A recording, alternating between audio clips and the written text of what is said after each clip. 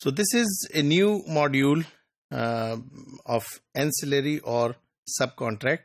We are discussing subcontracts, and we have discussed previously about Wad, Muada, and about Hawala. Now the next subcontract is Kafala, which means guarantee. So literally, Kafala means to take on the responsibility for the payment of expense of a debt or for a person's appearance in court. چونکہ جب آپ guarantee کر رہے ہیں تو اس میں کفالہ کا مطلب یہ ہے کہ آپ ضامن بن رہے ہیں، آپ کسی کی گارنٹی دے رہے ہیں اور آپ اس کی طرف سے ریسپانسبلٹی لے رہے ہیں کہ اگر یہ کام یہ شخص نہ کر سکا تو اس کی جگہ میں یہ کام کروں گا، یا یہ اماؤنٹ اگر مسٹر اے نہیں دے سکا تو یہ اماؤنٹ اس کی جگہ میں دوں گا. اور اگر ایسا نہ ہوا تو اس صورت میں اسے کورٹ میں بھی لے جایا جا سکتا ہے، اور وہاں پر جو شخص اس کا گارنٹر بنا تھا اس کو کورٹ کے سامنے بھی پیش کیا جا سکتا ہے، and he will be responsible for that. So there are two forms of guarantee. Form number 1 is known as suretyship, جسے کفالہ سمپل شیورٹی شپ کہتے ہیں. اینڈ نمبر 2 از رہن، مینس آپ گارنٹی کے طور پہ کوئی چیز جب گروی رکھواتے ہیں کسی کے پاس ضمانت کے طور پر، اور pledge surety. Both contracts used for guarantee اور safe return of loan to their owners. یعنی یہ گارنٹی اس لیے بیچ میں رکھی جاتی ہے تاکہ جو سیف ریٹرن آف لون یا سیف ریٹرن آف سپلائی ہے پروڈکٹس کی، سبجیکٹ میٹر کی، اس کو بہتر بنایا جائے اور پارٹیز جو ہیں ان کو سیف کیا جائے. About Wakala, what is important to know that it is not an actual transaction but is rather used to facilitate transactions such as international trade. یعنی انٹرنیشنل ٹریڈ میں جب ہم دیکھتے ہیں کہ ایک ملک سے کوئی شخص دوسرے ملک میں کوئی چیز ایکسپورٹ کر رہا ہے اور دوسرے ملک میں کوئی چیز امپورٹ کی جا رہی ہے، تو ایک طرف سیلر ہے اور ایک طرف بائر ہے، ان دونوں کا آپس میں کوئی ایک ٹرسٹ ریلیشن شپ نہیں ہے.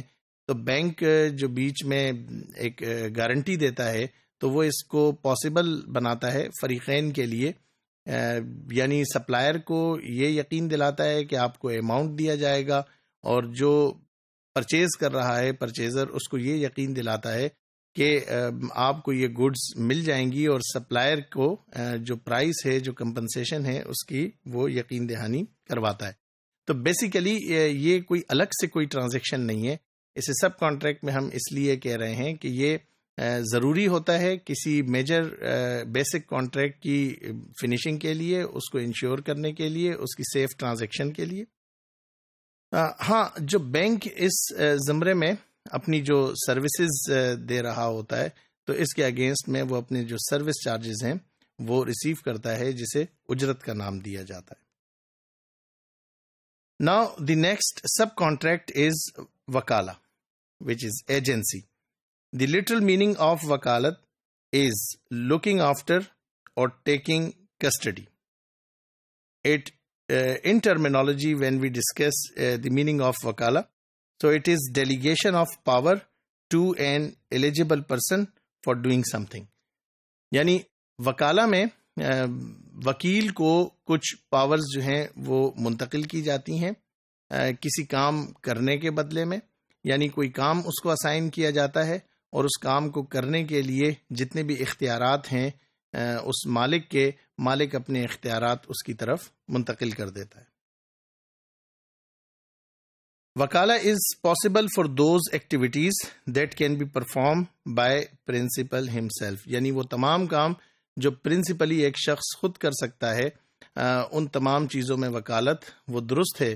لیکن ایسے کام جو اس کے علاوہ آنر کے علاوہ کوئی دوسرا شخص نہیں کر سکتا ہے اور اسی کی ذات کے ساتھ خاص ہیں، تو ان چیزوں میں وکالت معتبر نہیں ہے. مثال کے طور پہ the relationship between wife and husband, it can not be handed over to any other one. تو جو ان کے آپس میں فزیکل ریلیشن شپ ہیں اس کے لیے وکیل کو تفویض نہیں کیے جا سکتے اختیارات. اسی طریقے سے جو دی میٹر آف ایٹنگ اور دی میٹر آف ڈرنکنگ، کچھ کھانے کا معاملہ ہے، کچھ پینے کا معاملہ ہے، تو ایسا نہیں ہو سکتا کہ کوئی شخص یہ کہے کہ میں اس شخص کو وکیل مقرر کرتا ہوں اور یہ میری طرف سے کھانا کھائے گا، چونکہ یہ اس کی اپنی بنیادی ضرورت ہے. تو ایسی چیزوں میں وکالت معتبر نہیں ہے. وکالہ is a trust contract, which means agent is bound to discharge his responsibilities in the same way as Amin discharges his responsibilities of امانت. یعنی جو وکیل ہے وہ ایک قسم کا امین ہوتا ہے اور امانت سے متعلق جتنی بھی جو کنڈیشنز ہیں وہ سب کے سب اس وکیل کے لیے ہوں گی. وہ چونکہ اپنے آنر کو ریپرزینٹ کر رہا ہے اور وہ جس طرح سے ریپرزینٹ کرے گا وہ وہی میتھڈ ہوگا جو اس کو آنر نے دیے ہیں.